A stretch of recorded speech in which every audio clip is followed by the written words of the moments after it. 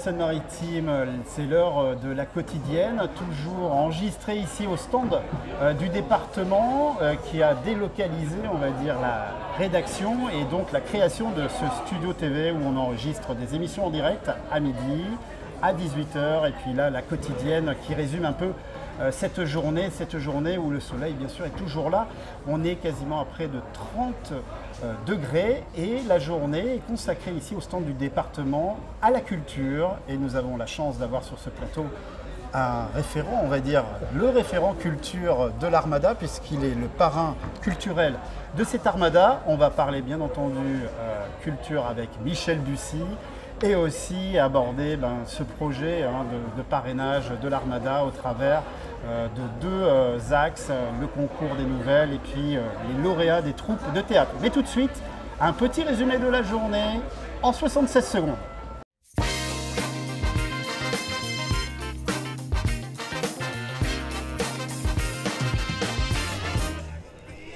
Ce mardi 13 juin, le prix de l'image du jour, nous l'avons décerné à l'Étoile du Roi, toute voile dehors en étant à quai. Pour le prix du goût, c'est Christine Morisset des Mini de l'Arbalète qui le remporte avec ses produits cosmétiques et tisanes, tous fabriqués à la ferme. Alors les tisanes, sont vraiment des plantes cultivées donc chez nous, donc séchées à la ferme. Donc elles gardent bien leur couleur. Elles sont bien goûtues et au niveau des cosmétiques, donc j'intègre aussi les plantes médicinales et le lait d'ânesse pour avoir des bienfaits pour la peau. On a raté sa vie si on n'est pas sur une pointe au 4 ou à 8. 3, 4, 5, 6, 7, 1. Et le prix Caliente et Formation revient à Danski Somba qui a su initier de nombreuses personnes venues passer la soirée sur la terrasse de l'Ir à la plage.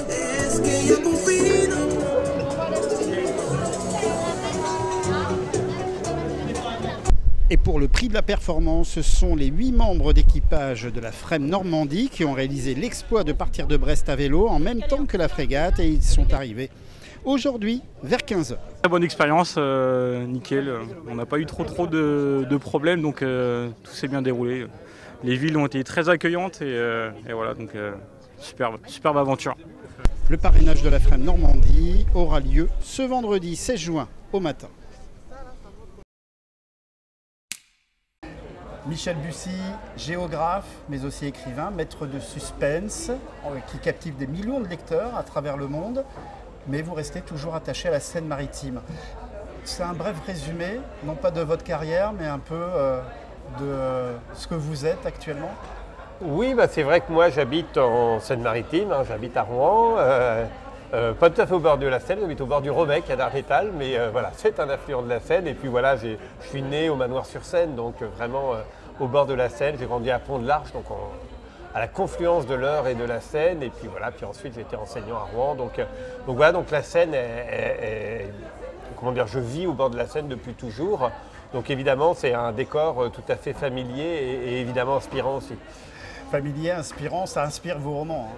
Oui, ce qui est marquant avec la Seine, c'est que c'est à la fois un fleuve avec ses abbayes, ses cathédrales, donc ses monuments, ses châteaux, et puis c'est aussi un fleuve industriel auquel moi j'ai grandi aussi dans ces villes industrielles avec les raffineries, avec les usines, et la Seine, c'est le département de Seine-Maritime, c'est tout ça. Donc voilà, ma vie, c'est voilà, ce que je dis souvent, mais ma vie elle est partagée entre effectivement des ruines de monuments historiques. Par exemple, à Pont-de-l'Arche, moi j'étais entre l'abbaye de Bonport, par exemple, et les grandes papeteries, voilà, qui parfois polluaient beaucoup à l'époque.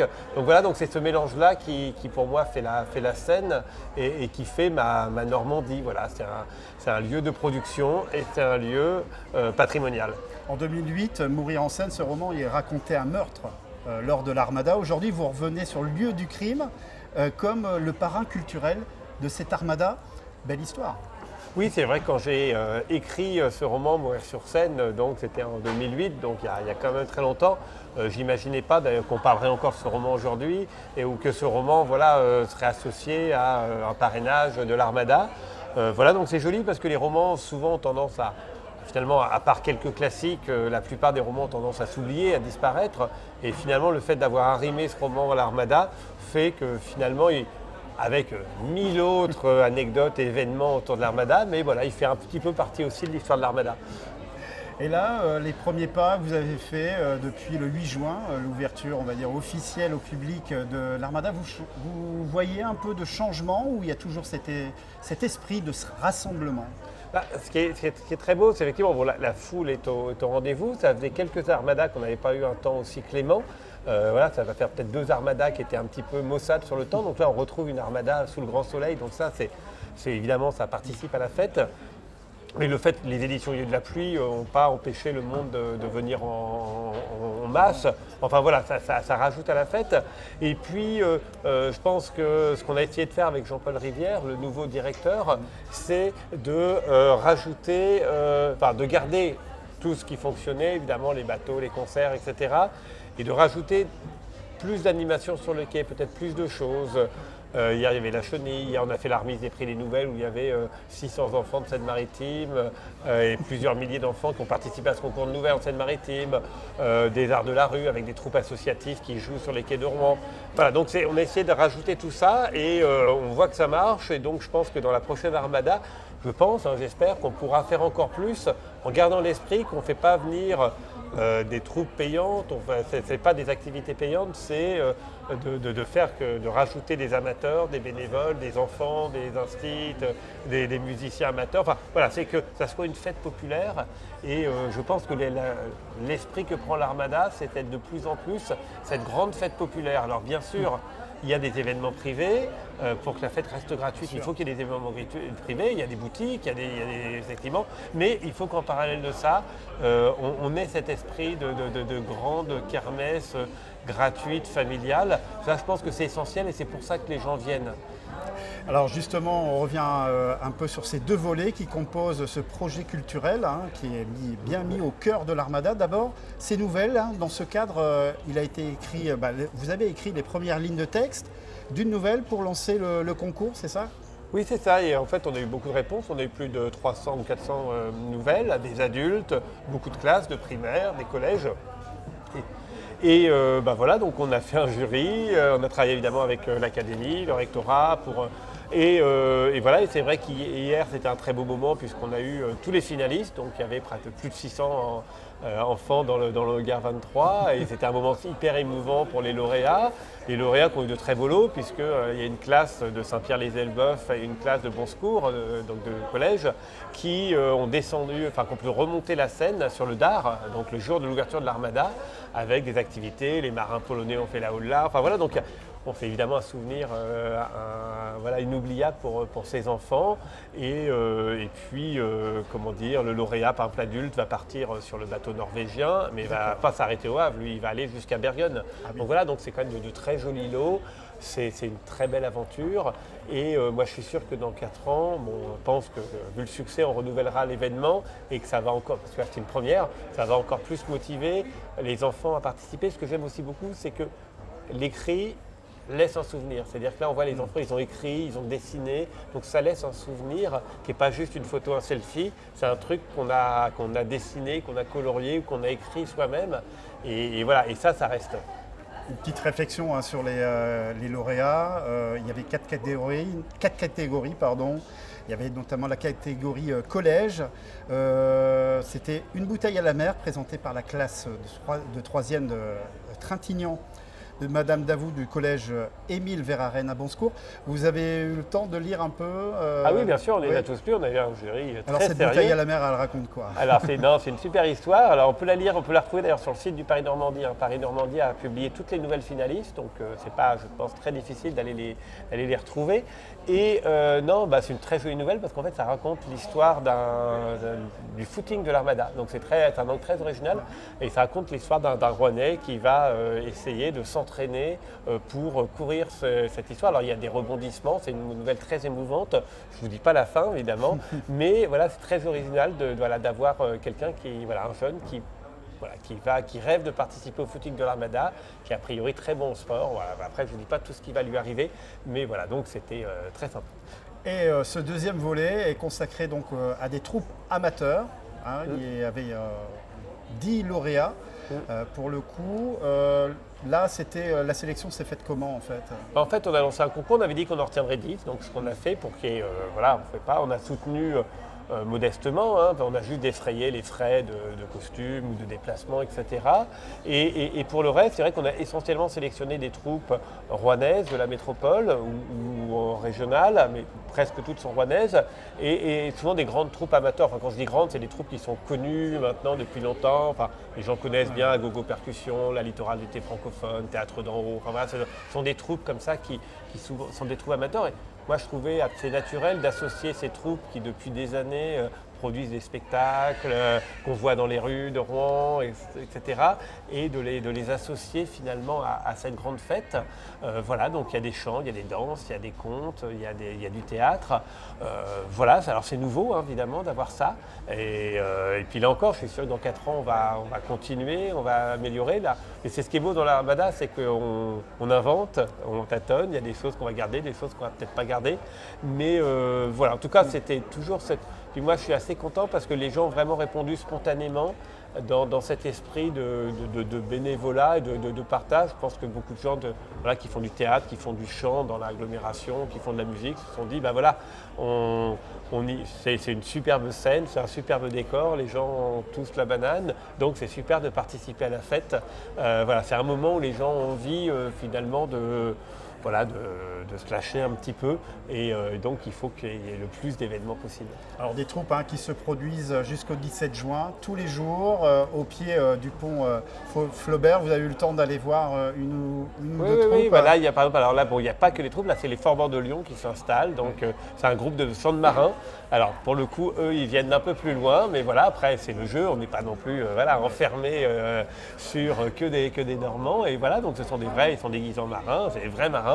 Et là, je pense qu'ils vont être le feu parce que c'est vrai que, évidemment, une armada sans chant de marin sur le quai, c'est pas tout à fait la même chose.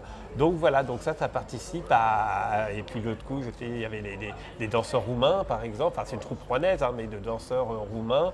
Voilà, ils participaient à faire danser sur les quais les gens, c'était un virevoltant. Enfin voilà, donc c'est formidable. Donc il y a eu la chenille hier, et puis il y a des chansons des danseurs roumains, puis des chanteurs marins lyonnais. Ben voilà, c'est ça aussi l'armada, c'est ce mélange de genre et de création, de culture. Pour finir ce petit entretien, vraiment merci d'avoir pris le temps parce qu'on sait que vous avez un emploi du temps très chargé pendant cette armada. Un petit point sur votre actualité du moment? Là, on a des BD. Alors c'est vrai qu'en vente sur l'Armada, il y a effectivement le coffret de l'adaptation BD de Mourir sur scène, que les éditions Petit à Petit, donc édition rouennaise, ont ressorti en coffret. Donc là, on peut le trouver sur différents points de vente et en librairie. Et je le signerai d'ailleurs demain sur le stand de Paris-Normandie. Et en dehors de ça, moi j'ai sorti surtout des BD. Donc il y a la BD adaptation de Ne lâche pas ma main, qui est un roman qui est scénarisé toujours par un Rouennais, c'est nos marins, Fred Duval, bien connu des amateurs de BD, donc qui a fait ce scénario de Ne lâche pas ma main. Et puis ma série jeunesse, donc Néo, qui est ma saga que j'écris pour la jeunesse, et le tome 4 est sorti il y a une semaine. À quand un film?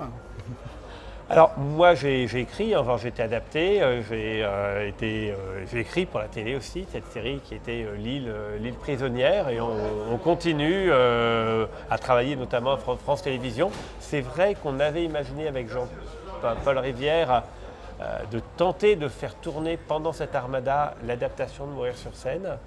On a été un peu court, c'est des délais très longs, donc je suis persuadé qu'on va réessayer. Jean-Paul Rivière, c'est quelqu'un de tenace. Donc là, on était court. Là, je pense que dès le lendemain de l'Armada, peut-être pas le lendemain, mais allez, disons quelques mois après l'Armada, on va essayer de retourner à voir les chaînes. Moi, vraiment, je suis persuadé qu'il faut un jour, que ce soit une adaptation de Mourir sur scène ou pas, il faut tourner quelque chose qui soit du domaine de un meurtre à l'Armada. Voilà, on sait que les meurtres A, ça fonctionne bien sur... il y a eu un meurtre A pendant le carnaval de Dieppe, n'importe quoi, de Dunkerque, le grand chahut de Dunkerque. Il y a eu un Dunkerquois. Voilà, donc il y a eu ça. Donc il faut qu'il y ait un jour un meurtre A pendant l'Armada. C'est compliqué parce que ça veut dire qu'il faut le tourner pendant l'Armada, ou il faut se tourner beaucoup d'images pendant l'Armada. Donc il faut beaucoup d'autorisation, y compris sur les bateaux étrangers. Donc c'est quelque chose qui doit se préparer très en amont. C'est pas facile de tourner en extérieur comme ça. Mais par contre, évidemment, au niveau image, au niveau ambiance, au niveau, c'est extraordinaire. Donc on ne va pas lâcher l'affaire. Hein. C'est des choses qui demandent du temps et de la ténacité. Mais bon, bah voilà, ça fait quelques armadas qu'on tourne un peu autour, donc il faut qu'on arrive à convaincre les chaînes, convaincre un réalisateur. Voilà, je pense que le scénario, c'est pas le plus compliqué. Et puis je pense que, je dis pas que l'armada suffit à elle-même, mais bon, tout le monde voit ce que pourrait donner évidemment un téléfilm qui aurait pour cadre l'armada avec une bonne enquête policière. Bon voilà, après il faut que tous les indicateurs soient alignés pour ça, mais on va s'y atteler. Michel Bussy, toujours avec des projets plein la tête, ça fait partie aussi de votre personnalité. Merci d'être passé par notre studio pour la quotidienne. Maintenant, je vous propose de prendre la direction de la forêt de Bretonne. En plein cœur, il y a un sentier, le sentier des moines. 5 siècles sur le sentier des moines, un reportage d'Ariane Duclerc.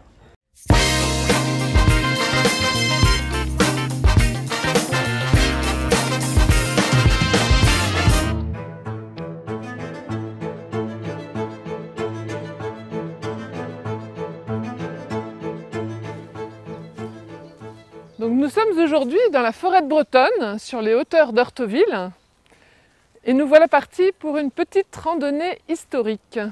Cela fait en effet plus de 5 siècles que l'on marche sur ce sentier. Bonjour Emmanuel Chanclot. Bonjour Ariane. Vous travaillez à l'Office national des forêts. Alors vous connaissez bien ce chemin, on l'appelle d'ailleurs la Sente aux moines. Oui, cet itinéraire historique a été retrouvé dans les années 1990 par l'association des baronnies de Jumièges. Et en 2013, l'Office national des forêts et l'Office du tourisme Caux-Vallée de Seine ont réactualisé et sécurisé cet itinéraire pour le rendre utilisable par les randonneurs. Et puis chaque année, nos services de l'ONF, en partenariat avec l'Office du tourisme, entretiennent le balisage et le fauchage des circuits pour les rendre accueillants pour les visiteurs. Et donc l'occupation du site est très ancienne. Oui, l'occupation du site est ancienne puisque l'itinéraire mène à un endroit, un lieu-dit qui s'appelle le Thor, qui signifie dans la langue norroise, la langue des Vikings, une ferme isolée. Aujourd'hui, on voit surtout passer des randonneurs. Oui, cet itinéraire de promenade permet aux randonneurs de découvrir la vallée de Seine et l'une des plus belles forêts de Seine-Maritime, la forêt de Bretonne. Sur cet itinéraire, ils pourront découvrir plusieurs curiosités, dont une borne en pierre royale qui délimitait la forêt royale de Bretonne de la propriété de l'abbaye de Jumièges. Et puis également 2 curiosités naturelles.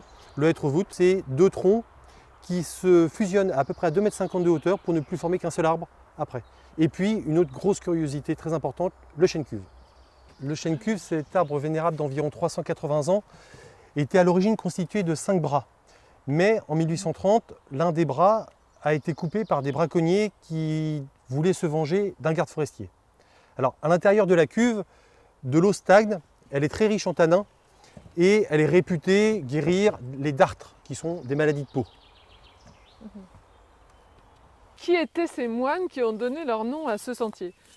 Eh bien, les moines venaient de l'abbaye de Jumièges et ils venaient prier Dieu ici à la demande de Robert de Meulan qui, en 1202, avait fait don de son prieuré de cette ferme à l'abbaye de Jumièges. Et donc, ils sont venus pendant 550 ans prier pour Robert, comte de Meulan et sa famille. Donc ils ont continué à prier jusqu'au XVIIIe siècle, c'est ça? Oui, exactement. Au début du XVIIIe siècle, les messes étaient de moins en moins célébrées au prieuré du Thor. Et finalement, en 1727, un arrêté a autorisé la destruction de la chapelle. Finalement, la destruction n'a pas eu lieu, mais par contre, les moines ont loué le prieuré comme une simple ferme.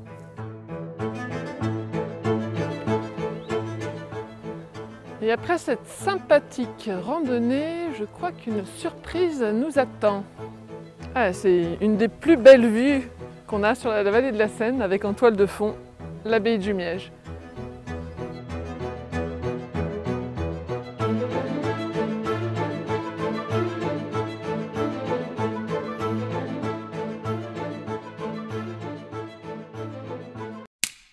Allez, c'est l'heure de prendre son vélo avec Benoît Sylvestre qui nous emmène toujours sur les bords de Seine. C'est l'épisode 6, ça vaut le détour.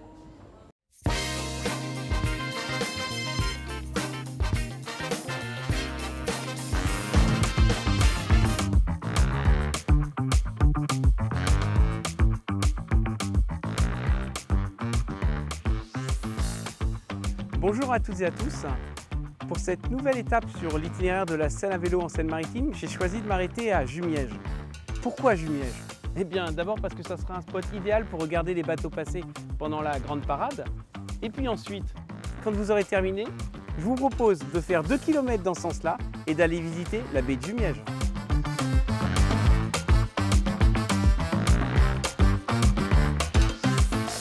À moins de 10 minutes de la Seine, à Jumièges où on était tout à l'heure, et à peu près une demi-heure à pied, on arrive enfin effectivement sur un des 6 sites et musées du département, donc l'abbaye de Jumièges, où je ne peux que vous inviter à aller le visiter.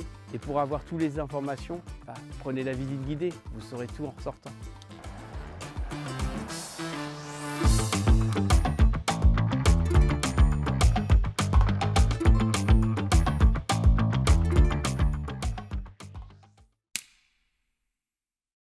Vous êtes à jour de toute l'actualité de l'Armada, ou presque. Allez sur boujou76.fr pour revoir les émissions en direct à 12h et à 18h, mais aussi faire le plein d'informations et aussi d'idées avec des reportages, des portraits réalisés par la rédaction de la Direction de la communication et de l'information du département de la Seine-Maritime.